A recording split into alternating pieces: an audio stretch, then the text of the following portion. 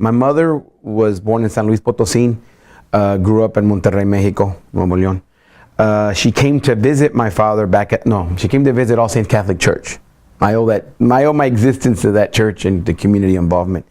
My aunt, Benigna Gomez, Sister Benigna Gomez, who was a Guadalupana, which is a form of Catholic nuns, an order, was brought here in the early 60s by two gentlemen, Mr. Martinez and Mr. Hernandez, from San Antonio.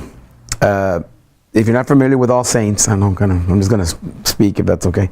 My All Saints Catholic school, All Saints Catholic Church now was a white church.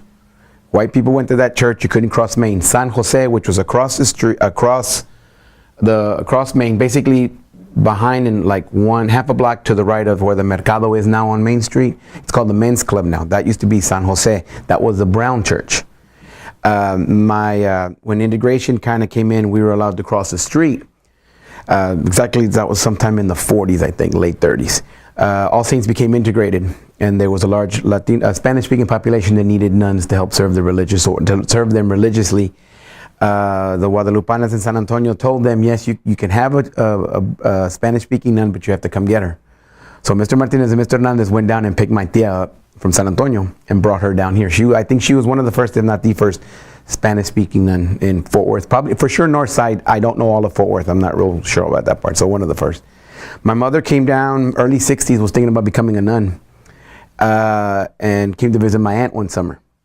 My father, who was a great ball player in his time, was playing baseball at night and working during the day. But his faith was very strong. That's what my grandparents instilled in him. And he would go help the Guadalupanas make the masa. For the tamales, the masa is the cornmeal that they use to mix together, and it's pretty thick, and you got to mix it with different spices and camino and chile and pretty much bacon fat or fat to loosen up and soften it to get that moist spread on the tamal. My father was a very big athletic man, so he podía amasar la masa muy bien, and he would do that. So in between, when he wasn't playing ball or working during the day, he came to do that in the evening. Well, he came in one evening, and my mother was here. And he's gone now.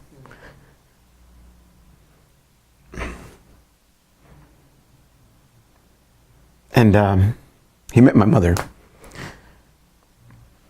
My godmother, who used to work at like a soda shop right off the corner of Chestnut and 25th Street. It's now going to be a Superior Torteria. It's right across from a grocery store. It used to be Hill's grocery store. And my dad went in there he told me he immediately fell in love with my mom.